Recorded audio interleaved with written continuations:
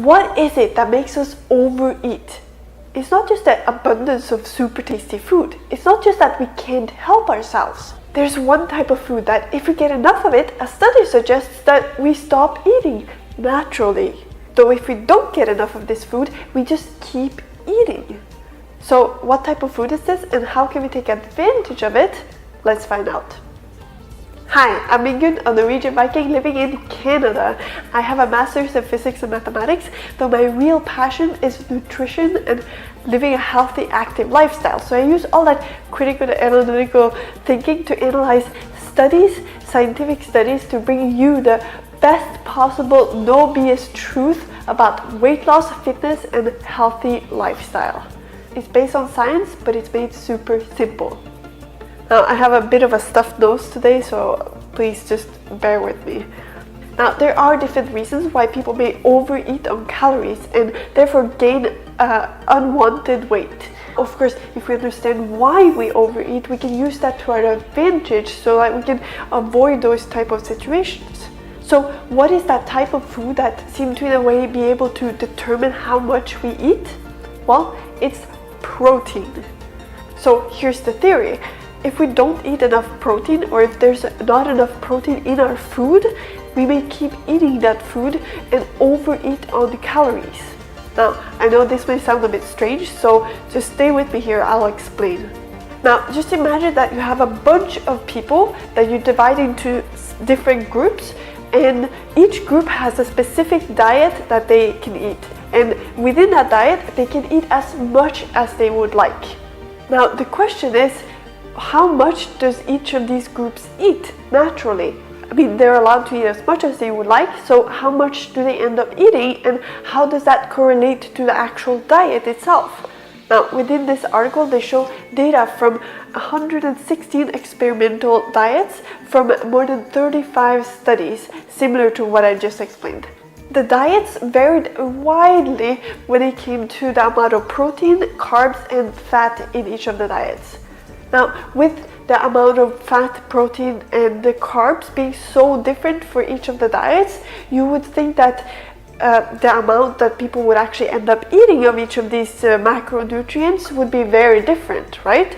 However, from this graph, which I know may look a bit complicated, but I'll explain, from this graph we can see that even though these diets varied widely when it came to the amount of protein, most people ended up eating about the same amount of protein, or at least very similar amounts of protein. However, the amount of fat and carbs that they ate varied widely.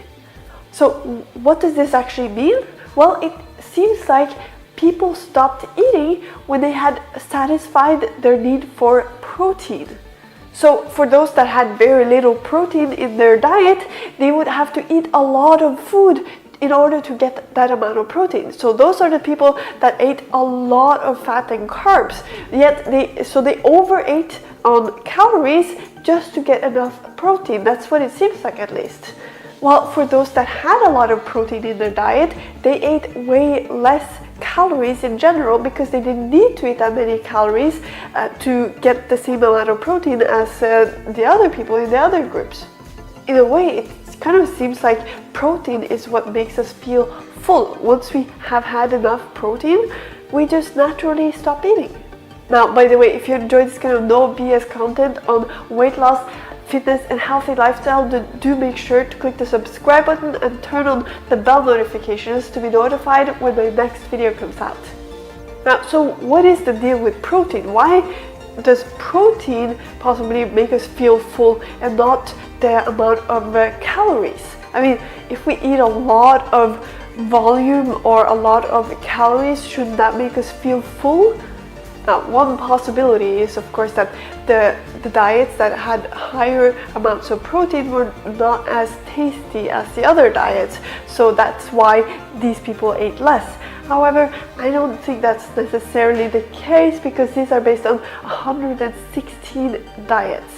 Now, another thing to keep in mind is that protein usually comes along with a lot of other nutrients. So a diet that is rich in protein is usually rich in a lot of nutrients.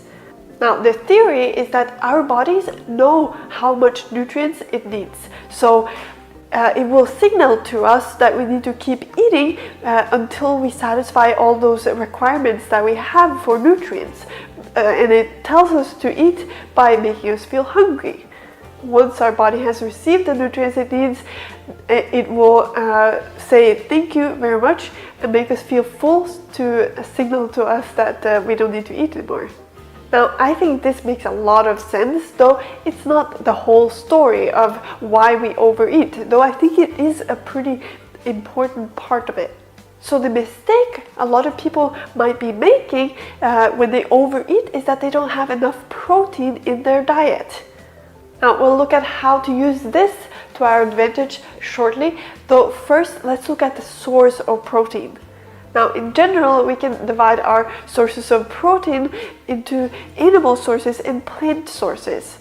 What's important to note is that the animal sources can be complete sources of protein. They can include all the amino acids, which are the building blocks of protein. They can contain all of those within the food and in the right ratios of what we need.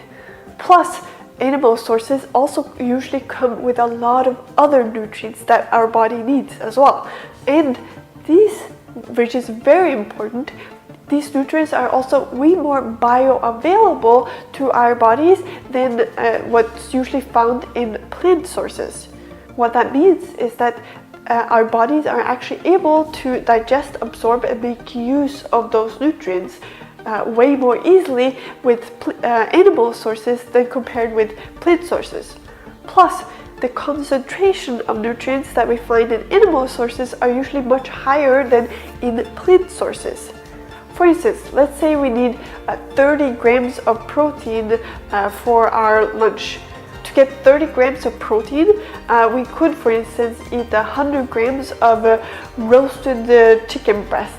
Or we could eat 333 grams of cooked lentils, meaning more than 3 times as much and about twice as many calories. So this is a kind of illustration of what we talked about earlier. If our body, let's say our body needs 30 grams of protein for this meal, we can easily get that from 100 grams of chicken, or we would have to eat a lot more lentils just to get that amount of protein. Of course, these are just 2 examples, but it shows that if our body needs a certain amount of certain nutrients, if there's not a lot of those nutrients in a food, that means we need to eat more calories and more volume in order to obtain that amount of nutrients. And that's how we may be overeating on foods, because we have to eat a lot more in order to actually satisfy our nutrient requirements. Now, of course, it's not just the lack of protein that may make us overeat. Though from the study we've talked about today, it really seems like protein can play a big role. And that means we can use it to our advantage. And that means to simply eat foods that are high in protein. And I would suggest specifically foods from the animal sources, because they will also contain a lot of other nutrients that our body needs. And if it's the nutrients that make us feel more satiated, that is really what we're looking for in this case, right? So if we do this, if we simply add a lot more protein into our diet, we may naturally feel full sooner and therefore naturally decrease the amount of calories that we eat. And that means we can even eat until we're full and still lose weight. So instead of adding a ton of salad and veggies to our plate like we're usually told, maybe add more protein and see what happens. Now, the leaner the protein, the less calories we are likely to eat. However, the leanest proteins are usually not the tastiest. Plus, we also do need a certain amount of fat, because a lot of or certain types of nutrients come along with the fat as well. So choosing the leanest proteins are not necessarily the best, and choosing the fattiest ones are probably not the best idea either if you're wanting to lose weight. The goal is, of course, to find a diet that we find tasty and where we can eat until we're full and still lose any excess fat that we might be carrying around.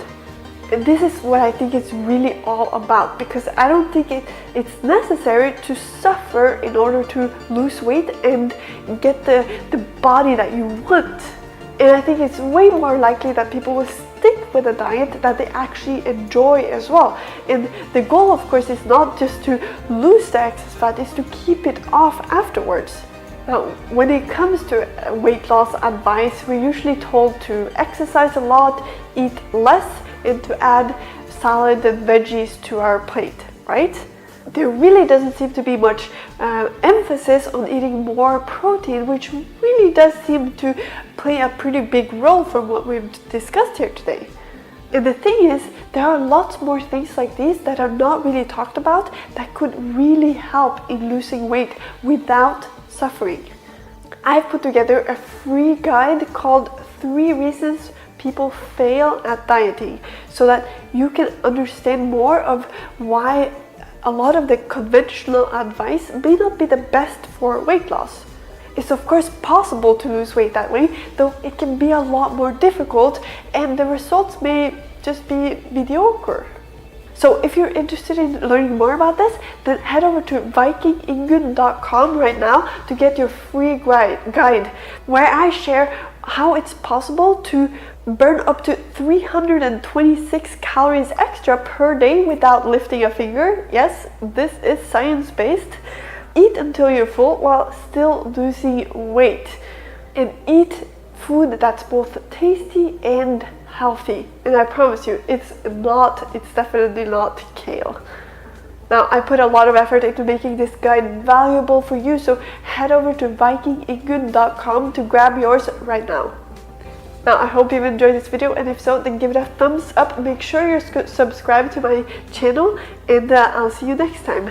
Bye. This little girl right here needs some attention, apparently. Yes, I know. Wish. You little devil. You little devil. Yes, that's a microphone. What's up?